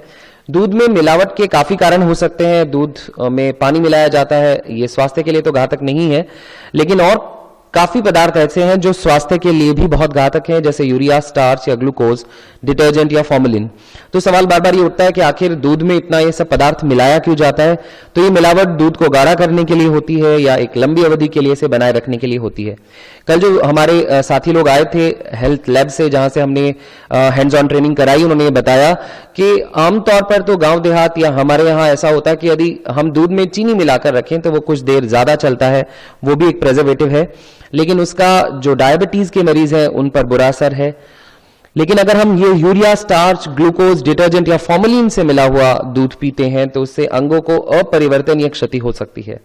अंत्रशोथ, जिसे गैस्ट्रिक या समस्याएं या हृदय की समस्या या बहुत अगर समय तक हम ऐसा दूध पीते रहें, खासकर हमारे बच्चे, क्योंकि हम उनका एक स्टेबल फूड है, तो उनको कैंसर या हमें कैंसर की संभावनाएं हो सकती हैं। हम लोग ये भुट्टा या मक्का ये काफी खाते हैं, ये बहुत पसंदीदा सब्जी कह सकते हैं, या आजकल बहुत हाई क्लास से लेकर हर क्लास में ये यूज होता है। तो यदि आप देखें तो वहां बहुत आसानी से आप ऊपर देख पाएंगे कि इस पर एक फफूंद लगी हुई है। यदि इस तरीके की कोई भुट्टा या ऐसा मक्का जिस पर ये फफूंद लगा हो तो ये हमें नहीं लेना चाहिए। ये असल में फफूंद जो है, फफूंद दो तरीके की होती है, जिसे हम फंगस कहते हैं। ये दो तरीके की होती है, या तो वो भंडारण में कोई कमी हुई है, नमी है, तब उगती है, या कभी कभी खेत खलिहान से साथ आ जाती है खरपतवार की तरीके से। तो ये जो अफ्लाटॉक्सिस नामक बीमारी है, ये उस फंगस या फफूंद से होती है जो गलत भंडारण के कारण होती है। यदि भंडारण करते वक्त, राजस्थान में भी चाहे ग्रामीण परिवेश हो या शहरों में, यहां पर हम अनाज घरों में जमा कर रखते हैं, तो यदि अनाज को जमा करते वक्त जो हमने रखा है उसमें पानी या मॉइस्चर या ह्यूमिडिटी है या नमी है, तो ये जो फफूंद है वो आ सकती है और इससे घातक रोग होता है, जिगर का या यकृत या लिवर का, जिसे हम कहते हैं। बचाव कैसे कर सकते हैं? जब भंडारण कर रहे हो तो जो नमी है उसको 10% से कम रखा जाए तो फायदा होता है। एक और बीमारी है जो होती है वो है एर्गोटिज्म। इसे ये वो फफूंद से होती है जो खेत से आ जाता है। जैसे मैंने बोला, दो तरीके की फफूंद है, एक वो जो खेत से आती है, एक वो जो भंडारण से। तो ये वो है जो खेत से आ जाती है। और जैसे मैंने बताया कि ये जो बाजरा खाने वाले लोग हैं, जहां बाजरा बहुत उगता है, उनमें ये देखा गया है। और ये इसमें जो लक्षण आता है, जैसे मतली, उल्टी आना, चक्कर, अंगों में दर्दनाक ऐंठन, या बहुत आगे के केसेस में गैंग्रीन भी हो सकता है। इसमें भी बचाव का तरीका है, अनाज को जब हम लाते हैं और अगर हमें ये शक है कि इसमें अर्गोटिज्म या फिर ये फफूंद लगी हुई हो सकती है, तो हम इसको 20% नमकीन पानी में यदि रखें कुछ घंटे और बाद में उसे इस्तेमाल करें तो इससे बच सकते हैं। एक और बीमारी जो मिलावटी खाने या इस तरह से होते है, वो है एपिडेमिक ड्रॉप्सी। ये दोनों पौधे मैंने आपको दिखाए, एक बिल्कुल सरसों का पौधा हम बिल्कुल आसानी से पहचान सकते हैं, और दूसरा उसी जैसा एक और पौधा है, कांटेदार खसखस, हिंदी में से सत्यानाशी का पौधा भी कहते हैं, या भरबंद। ये जो है कभी कभी जानबूझकर या कभी कभी गलती से ये दोनों साथ आते हैं, क्योंकि इनकी फसल एक साथ एक वक्त में ही पैदा होती है। और इनका जो तेल होता है, यदि हम उसे इस्तेमाल करें तो एपिडेमिक ड्रॉप्सी नाम की बीमारी हो सकती है। इसमें अचानक दोनों पैरों की सूजन हो जाती है, दिखना कम हो जाता है, मोतियाबिंद की प्रॉब्लम हो सकती है, और इसकी मृत्यु दर काफी ज्यादा होती है। इसको 5% से 50% केसेस में मृत्यु देखी गई है। ये हमारा एक पहले भी हमने एक अवेयरनेस प्रोग्राम में, जागरूकता प्रोग्राम में लिया है। दंत फ्लोरोसिस या डेंटल फ्लोरोसिस की एक काफी समस्या राजस्थान के शहरों में है, और ये ज्यादा मात्रा में फ्लोरोसिस खाने से होता है। जैसे भारत में अगर फ्लोरोसिस की स्थिति देखें तो 50 से 100% जिले जिस राज्य के हैं उनमें अनफॉर्चुनेटली राजस्थान है। ये 5 जो प्रदेश हैं उनमें फ्लोरोसिस की गंभीर स्थिति है। और अगर आप राजस्थान की बात करें तो राजस्थान में भी 32 जिलों में से ये बुरी तरह से प्रभावित जिले हैं, जिनमें से हमारा जोधपुर एक है। और ये सवाल हमारे जहन में हमेशा आएगा कि ऐसा क्यों है कि फ्लोरोसिस की ये परेशानी जोधपुर या राजस्थान में खास तौर पर पाई जाती है। तो कम वर्षा में जो जो राज्य ऐसे हैं जहां कम वर्षा होती है, वहां पानी का स्रोत केवल भूमि से आता है, और यदि भूमि में फ्लोरोसिस की मात्रा बहुत ज्यादा हो तो वो पानी या वो जल ग्रहण करने से फ्लोरोसिस की परेशानी हो सकती है। फ्लोरोसिस का कुछ और जरिए भी हैं जो हमें फूड सेफ्टी में जानने जरूरी हैं। जो फ्लोरोसिस है वो पत्तेदार सब्जियों से, अगर उनमें वो फर्टिलाइजर इस्तेमाल हुआ है जिनमें फ्लोराइड वाला फर्टिलाइजर है, यदि हम वो खा रहे हैं तो फ्लोरोसिस की परेशानी हो सकती है। चाय का इस्तेमाल जो जहां हो रहा है और जहां दूध चाय में नहीं डाला जाता, वहां पर भी फ्लोरोसिस की परेशानी मिली है। काला नमक बहुत ज्यादा खाने से, या उच्च वसा वाले आहार या एंटीऑक्सीडेंट्स की कमी वाले पदार्थों में भी हमें ये फ्लोरोसिस की परेशानी मिली है। ये फ्लोरोसिस के लक्षण हैं, आप आराम से इसे देख सकते हैं। ये कहीं ना कहीं आपने जरूर देखे होंगे आसपास दांत में, ये इस तरीके की जो लक्षण आते हैं ये फ्लोरोसिस के लक्षण होते हैं। फ्लोराइड के प्रभाव से बचने के लिए कुछ खाद्य वस्तुएं हम खा सकते हैं। यदि ज्यादा लोहे वाले पदार्थ, ज्यादा कैल्शियम, विटामिन सी और सब्जियां या फल हम अपने जो खाना है उसमें रखें तो हमें काफी फायदा मिलता है, और फ्लोरोसिस की इस परेशानी से हम कुछ हद तक बच सकते हैं। तो फ्लोराइड की खुराक से बचने का तरीका यह है कि हम कुछ ऐसी चीजों से बचें, जैसे काला नमक, सेंधा नमक, गरम मसाला, चाट, डिब्बा बंद फलों के रस, तंबाकू चबाने वाली सुपारी, चूरन या अचार। यदि हम इनका सेवन कम करें तो फ्लोरोसिस से एक हद तक बचा जा सकता है। कलरिंग एजेंट, क्योंकि हमारा आज विषाक्तता का ऊपर हम बात कर रहे हैं, तो कलरिंग एजेंट या रंगीन पदार्थ जो है उनसे भी काफी परेशानी हो सकती है। यदि हम शीतल पेय की बात करें या जिसे सॉफ्ट ड्रिंक्स कहते हैं, तो उनमें कैरामल कलरिंग के पदार्थ होते हैं। इनको भुनी शक्कर जैसा, अगर हम किसी एक इंसान से पूछे तो वो कहेगा कि ये पदार्थ भुनी शक्कर जैसा लग रहा है, बट असल में वो भुनी शक्कर नहीं होता, वो एक अमोनिया या गंधक का पदार्थ है, और इससे कैंसर पैदा करने वाला पदार्थ हो सकता है। इसका प्रभाव मस्तिष्क पर कैंसर का है, और इससे तंत्रिका कोशिका का जो विकास होता है उसमें बाधा होती है। मैं अपना ये जो जो स्लाइड का है, ये एक सीसा धातु के ऊपर एक छोटी सी फिल्म है। हम आभार व्यक्त करते हैं प्रोफेसर प्रवीण शर्मा जी का, जो डायरेक्टर भी हैं रीजनल सीसा लैब एम्स जोधपुर के। और एक छोटी सी हमारी एक वीडियो है 5 मिनट की, वो हम चलाएंगे। वो आपको बताएंगे कि सीसा किस तरह से जो खाने वाला पदार्थ है उससे हमारे अंदर जा रहा है और कैसे हम उससे बच सकते हैं।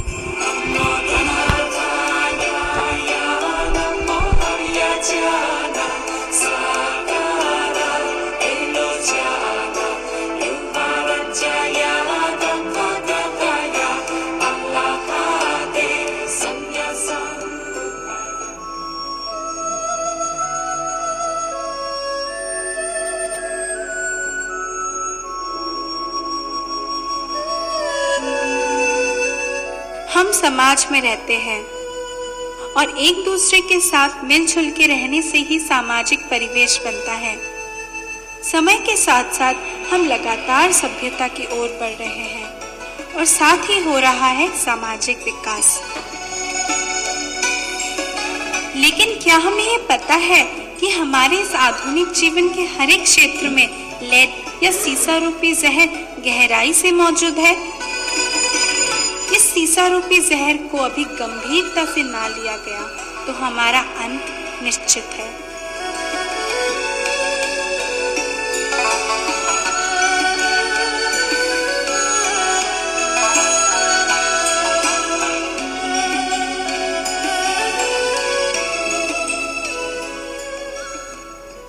रोमन साम्राज्य के पतन का कारण भी ये सीसा ही था,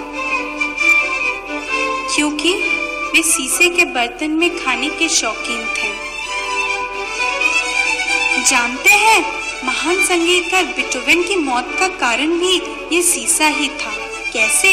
उनकी दवाई में सीसे की मात्रा बहुत अधिक थी।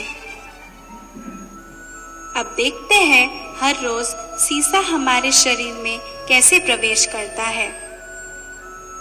स्वस्थ रहने के लिए हम रोज च्यवनप्राश का सेवन करते हैं, जिसके अंदर छुपा है सीसा युक्त खतरनाक लेड नाइट्रेट।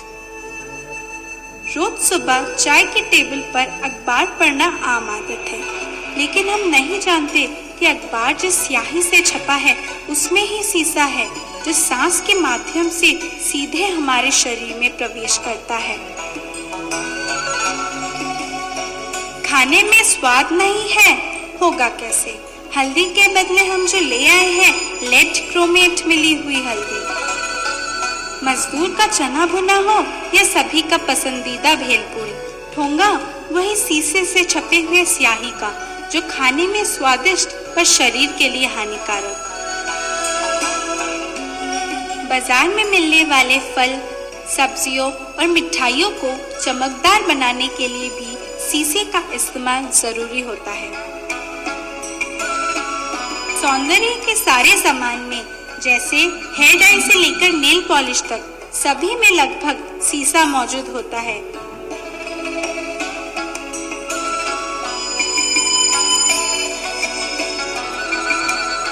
खास करके आंखों के सूरमे में।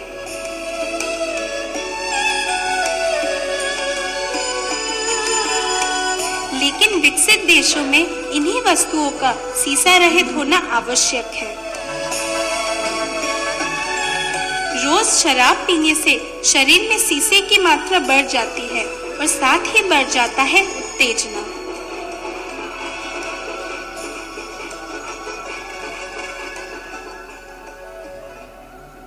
आइए देखते हैं सीसे के कुछ नकारात्मक पहलुओं को।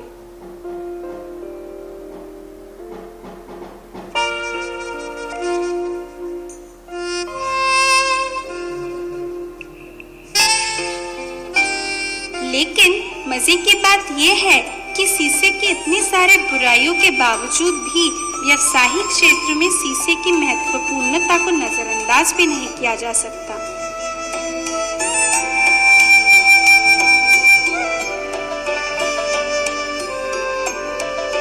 जैसे हवाई जहाज के बाहर शीशे की परत खतरनाक किरणों से हमारी रक्षा करती है। एक्सरे करते समय लेड जैकेट पहनना आवश्यक है क्योंकि वो हमें एक्सरे की हानिकारक रश्मियों से भी बचाता है। बैटरी न होने से हमारी हर आवश्यक सवारी रुक जाएगी, यहाँ तक कि सारे इलेक्ट्रॉनिक गैजेट्स।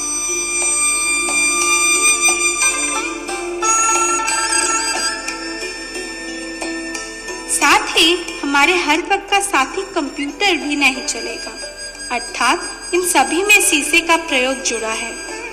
समाज के लिए आवश्यक ये शीशा शरीर के लिए जहर। शीशे उद्योग से जुड़े सभी लोग किसी न किसी रूप से शीशा रूपी जहर से प्रभावित हो रहे हैं।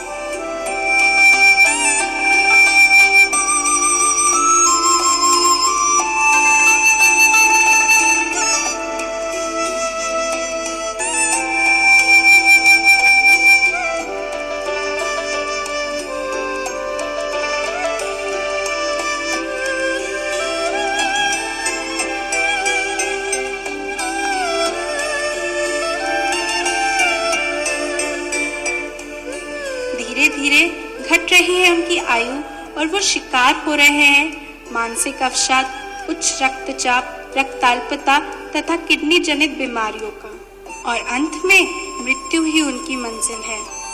शीशा बच्चों तथा युवाओं पर भी व्यापक प्रभाव छोड़ रहा है। बच्चों में बड़ों से 10 गुना ज्यादा शीशा अवशोषित करने की क्षमता होती है। इसके अलावा पीले रंग के स्कूल बसों में भी अधिक मात्रा में शीशा होता है। यहाँ तक कि खिलौने, पेस्टल्स या पार्क में राइडर्स पर खेलते समय पीले रंग में मिला शीशा बच्चों के शरीर में प्रवेश करता है।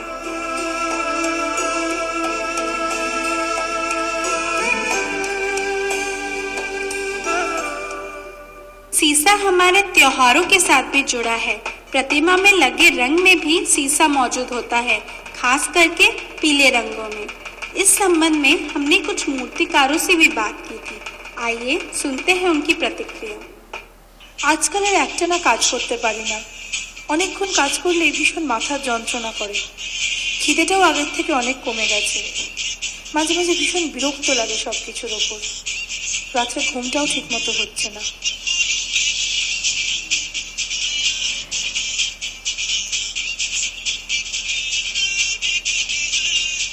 অনেক সময় কাজের ফাঁকে ইদানিং অনেক কিছু ভুলে যাই। একটানা বেশিক্ষণ কাজ করতেও পারি না, কেমন যেন ঘুম ঘুম পায়, হাত পা চুলকোয়, ঘা হয়ে যায়, পায়খানা হয় না।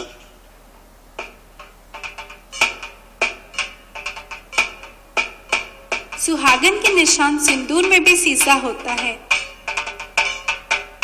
गंगा में मूर्तियों के विसर्जन एक सनातन रीति है, लेकिन गंगा में हजारों प्रतिमा विसर्जन से गंगा में शीशे की मात्रा बढ़ जाती है। मूल रूप से प्रतिमा में लगा रंग, जिसमें शीशा होता है, पानी में घुलकर पानी में शीशे की मात्रा बढ़ा देता है।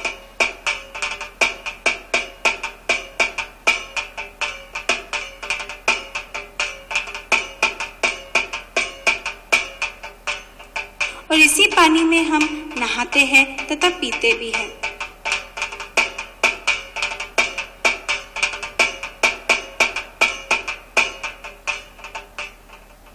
हमारे सभ्यता का भविष्य निर्भर करेगा परिवेश की सुरक्षा पर। इसीलिए हमारा कर्तव्य है कि हम सब मिलकर परिवेश को सुंदर तथा दूषण रहित बनाएं। ध्यान रखिए, शीशे के प्रयोग के बगैर भी जीवन संभव नहीं है, और शीशा अगर शरीर में प्रवेश करे तो भी जीवन संभव नहीं है।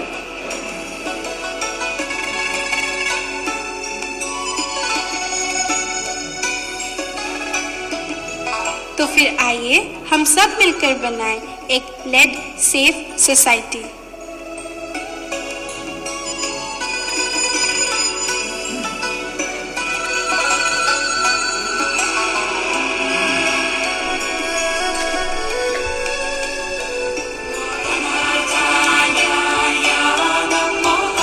अब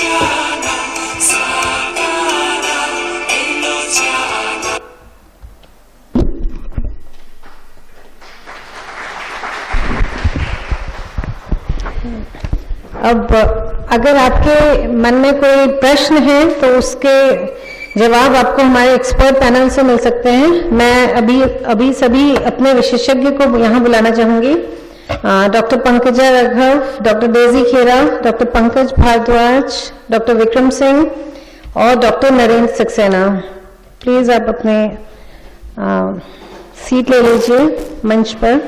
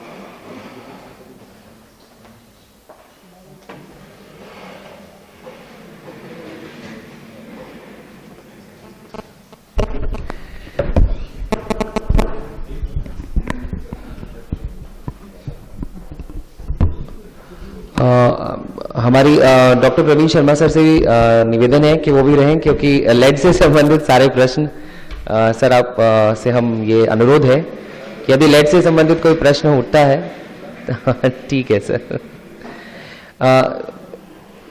आज हमारे साथ क्योंकि यहाँ पर डॉक्टर नरेंद्र सक्सेना जी भी हैं, तो हमने एक इसमें ये कोशिश की है कि यदि हमारे कोई भी सवाल ऐसे हैं जो कुछ प्रैक्टिकल क्वेश्चंस, जैसे कि यदि हमें लगता है कि किसी मिठाई की दुकान में हमें कोई पदार्थ ऐसा लग रहा है जिसकी जांच होनी है, तो क्या प्रोसेस है, उसका क्या तरीका है, हमें वो कैसे लेना चाहिए, हमें उसकी रसीद लेनी चाहिए, बताकर वो वहाँ से लेना चाहिए, ऐसे सारे सवाल हम डॉक्टर सक्सेना से कर सकते हैं। तो निवेदन है जितने भी लोग यहाँ पर बैठे हैं, यदि ऐसे कोई सवाल हैं तो हम डॉक्टर नरेंद्र सक्सेना जो आए हैं स्टेट हेल्थ की तरफ से, उनसे ये सवाल पूछ सकते हैं।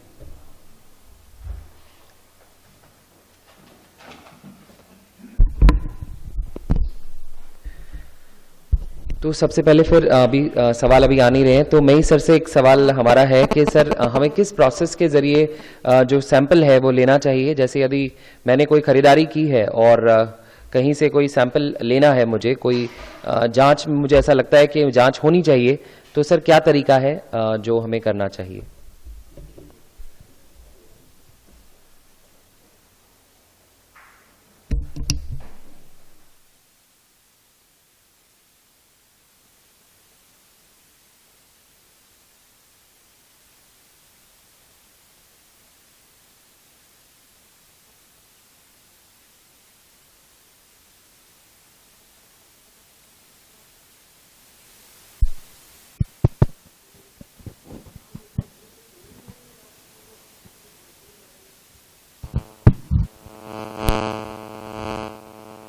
किसी ऑफिस के अंदर जाकर बोलो।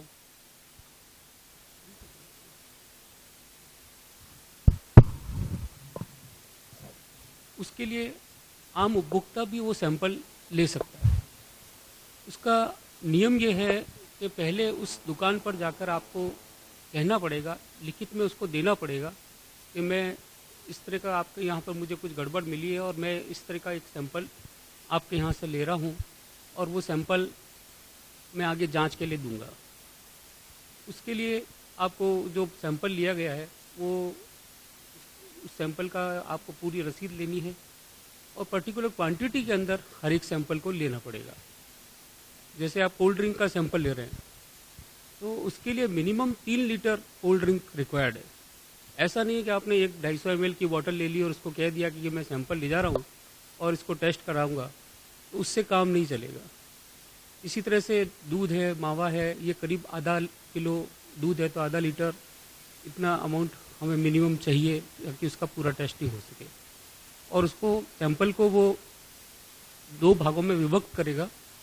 एक सैंपल वो फूड लेबोरेटरी में देगा, जहाँ पर उसकी जो मिनिमम फीस होती है वो फीस ली जाएगी और उसको टेस्ट किया जाएगा, और एक सैंपल वो CMH ऑफिस के अंदर जमा कराएगा। तब उसका जो रिजल्ट है वो करीब 2 से 3 सप्ताह के अंदर रिजल्ट आएगा, और अगर रिजल्ट में कुछ खराबी है सैंपल के अंदर वास्तव में, तो जो सैंपल टेस्टिंग के लिए जो पैसा दिया जमा कराया है वो उस टेस्टिंग का पैसा भी वापस उसको मिल जाएगा। और कुछ आपने बताया कि रसीद लेनी पड़ेगी, इसका मतलब जो सैंपल कलेक्ट कर रहा है उसको परचेस करना पड़ेगा, तो और उसकी फीस भी जमा करनी है। तो ऐसे में आपके पास कितने सैंपल्स आ रहे हैं, क्योंकि ये तो खर्चे वाली बात हो गई।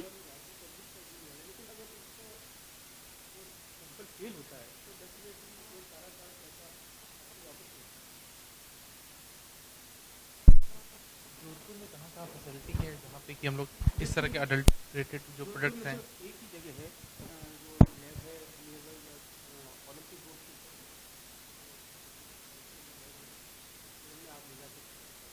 सारे फूड आइटम्स मिल्क,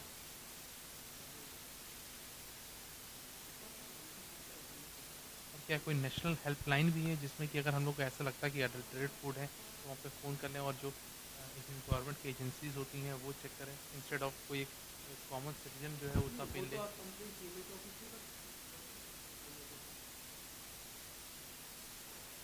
उस कंप्लेन के बाद क्या क्या एक्शन? कंप्लेन के बाद जो CMH ऑफिस में कार्यरत जो फूड इंस्पेक्टर है वो कंप्लेन के साथ वो भी उसने बताया कि ये चीज़ खराब है, तो इस दुकान पर या शॉप पर जो भी है सैंपल लेगा, तो उसका रूटीन जो भी सैंपल के अंदर सही है तो सही है, और जो गलत है तो हर मंथ कितने इस तरह के एक्शन लिए जाते हैं या कितनी कंप्लेन आती हैं?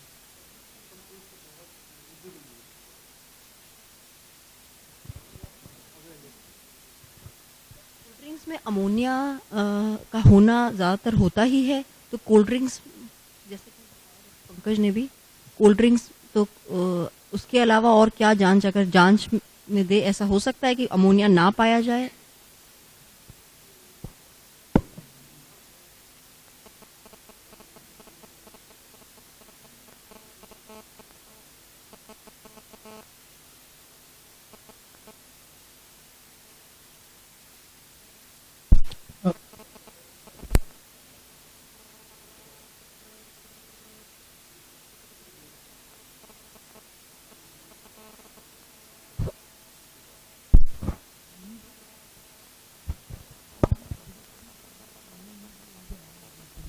सरस और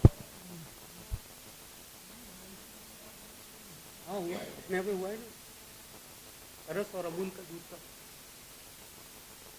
हाँ हाँ, फेल नहीं हुआ।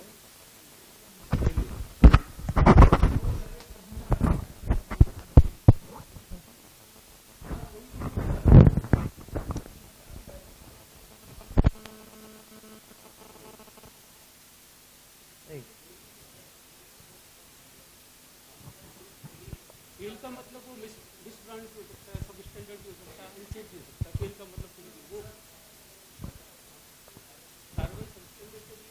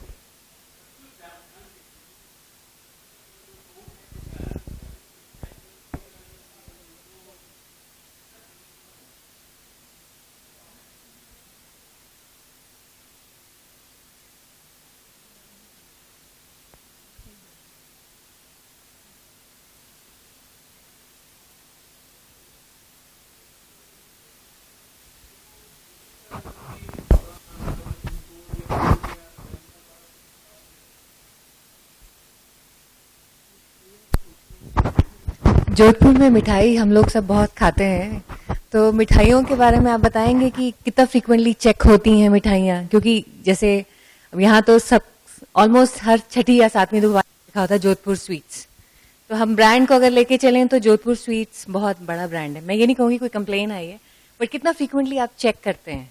हम लोग तो ब्रांड ये समझते हैं कि दुकान अब बड़ी है, अब काफी टाइम से चल रही है, तो बहुत अच्छा ही सामान होगा। मैडम के क्वेश्चन के साथ मैं ऐसे ज्यादातर जो मिठाई की दुकानें हैं और इतनी काफी वो होते हैं उनमें बिल नहीं दिए जाते हैं, और इसलिए कंज्यूमर प्रोटेक्शन या ये कभी हाँ, बहुत कम जन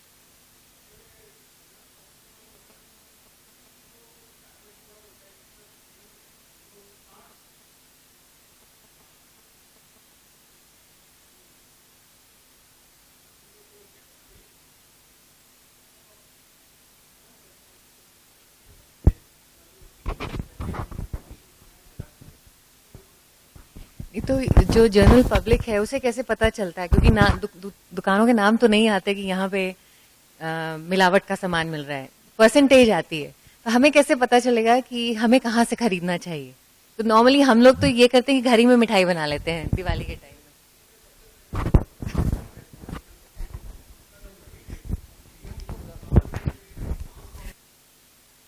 में।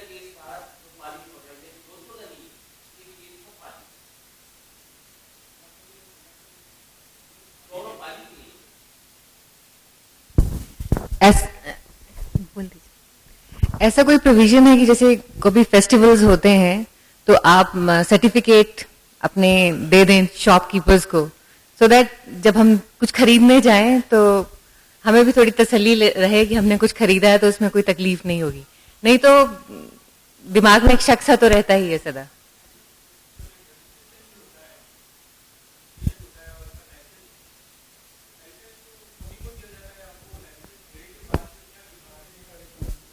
नहीं, जैसे आप कह रहे हैं कि दिवाली के टाइम या होली के टाइम आप लोग सरप्राइज चेक करते हैं, जैसे लीडिंग जो भी यहाँ पे शॉप्स हैं, मतलब आप लोगों की तरफ से अगर इनिशिएटिव हो डिपार्टमेंट की तरफ से या तो एक तरह से कंज्यूमर के लिए ये थोड़ा हम लोग सेफ फील करते हैं खरीदने जाएं और सर्टिफाइड है।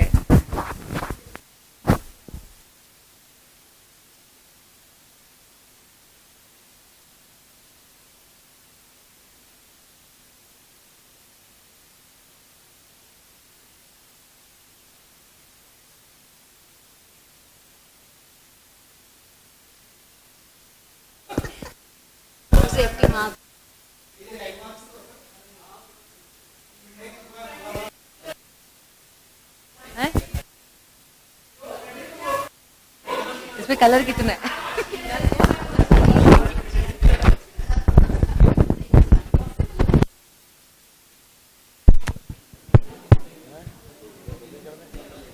सर आप अपना सवाल पूछिएगा प्लीज। सर ये जो राजस्थान में सबसे ज्यादा आर्टिफिशियल मिल्क बनता है यूरिया डिटर्जेंट से, ये रिसेंटली आपने कहाँ पे कहीं, राजस्थान इज नोन ना कि बड़ा ये नकली मिल्क मिलता है यहाँ पे, यूरिया डिटर्जेंट मिक्स करके बनाते हैं, ये कहाँ पे आपने पकड़ा रिसेंटली?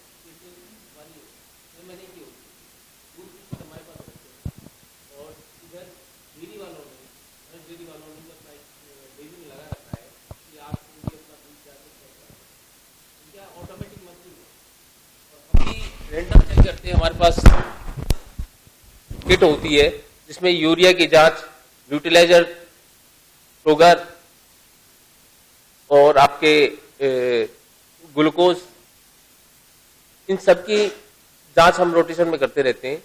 और कई बार पत्रकारों को बुला के भी रोक रोक के दूधियों को चेक किया है कि भाई इसमें यूरिया नहीं है। कई बार हल्ला मचता है कि भाई सिंथेटिक नाम की कोई चीज होती नहीं है, सिंथेटिक नाम की कोई चीज होती नहीं है, एक्ट में नहीं है ये कि सिंथेटिक है।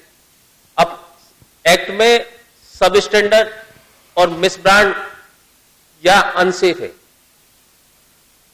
घी निकाल लिया, डालडा मिला दिया, रिफाइंड मिला दिया, वनस्पति ऑयल मिला दिया, ये है, तो उसमें ये अनसेफ में जाता है।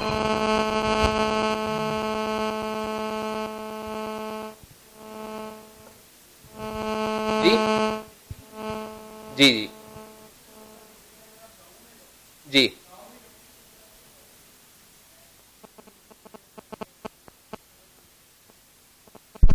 ये आप अगर ये पतंजलि का या किसी भी ब्रांड का लो, आजकल मार्केट में 350 से 400 रुपए किलो मिलता है। तो गांव वाले क्लेम करते हैं जी ये भैंसों ने वो काकड़ा खाया है जी और ये बिल्कुल प्योर देसी घी है, और जो ये मार्केट में मिल रहा है दिस इज ऑल मिक्स्ड या एडल्ट्रेटेड विद योर। देखिए एक छोटी सी, अगर इसमें आपका वो वेजिटेबल ऑयल मिला हुआ है, वेजिटेबल मिला हुआ है, और तब तो आप इसकी जांच कर पाओगे। अगर उन्होंने, जिसे अपन देसी भाषा में डालडा कह देते हैं, अगर वो मिला हुआ है तब तो आप जांच कर लोगे। रिफाइंड तेल की और दूसरी की जांच नहीं कर पाएंगे आप। आप जितना घी है, 5 ml घी ले लीजिए, उसको थोड़ा सा पिघला लो आप, और नाइट्रिक एसिड कंसंट्रेट परख नली में बिल्कुल किनारे के साथ 5 ml के करीब डाल दीजिए। अगर दोनों के बीच में सरफेस में कहीं गुलाबी रंग बन जाता है तो इसका मतलब है कि उसमें कोई डाल्डा वगैरह जो अपने कहते हैं देसी भाषा में, वो मिला हुआ है। लेकिन ये पूरी कोई 100% नहीं है कि ये जो टेस्ट बता रहा हूं, ये डाल्डा में जो तिली का तेल है वो मिलाना मस्ट है। अगर किसी ने नहीं मिलाया तिली का तेल डाल्डा में तो वो टेस्ट नहीं आएगा। और इसकी जांच लेबोरेटरी से ही हो पाएगी आपकी। आप जब सैंपल लें आप जांच करा सकते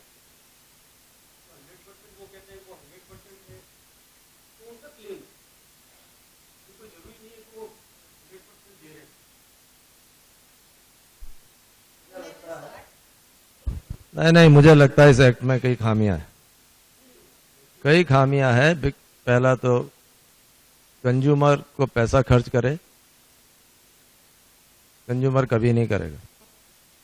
कितने लोग अफोर्ड करते हैं कि सैंपल लेगा, पेमेंट करेगा। पहले सैंपल खरीदो, टेस्टिंग के लिए पेमेंट करो, उसके बाद 1 महीने बाद आपकी रिपोर्ट आएगी।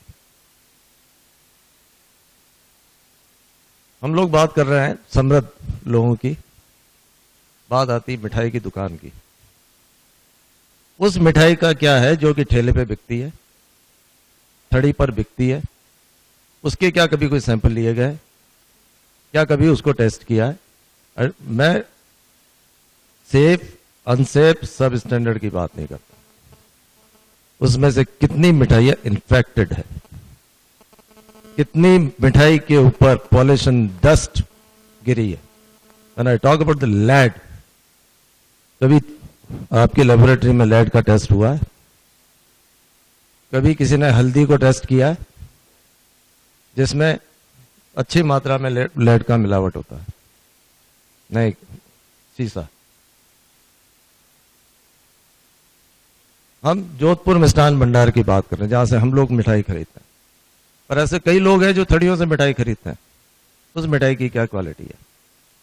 हिंदुस्तान की 70% पब्लिक तो वही मिठाई खाती है, वो 30% दुकानों से मिठाई नहीं खरीदती।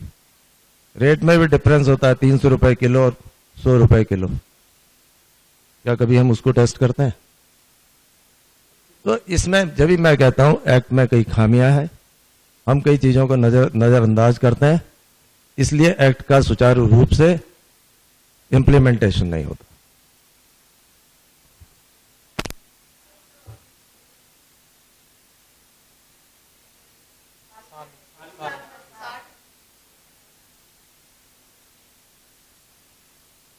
कार्ड में 20 सैंपल्स फेल हुए, जिसमें 9 सैंपल अनसेफ पाए गए, 4 सैंपल मिसब्रांड पाए गए और 7 सैंपल सबस्टिट्यूट पाए गए।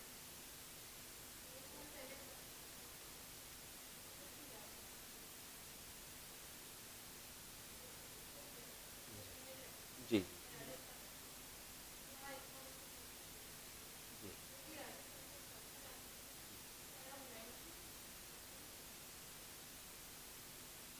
जो सैंपल फेल हो जाते हैं या लेबोरेटरी, हमारी लेबोरेटरी जो फेल करती है वो सैंपल दोबारा जांच करने के लिए पूना जाया करते थे। आप गाजियाबाद जाते थे, और जब वो फेल है पूरा ही, हम 100% फेल करके भेज रहे हैं, तो वहां तो फिर निकल ही कम रहा है।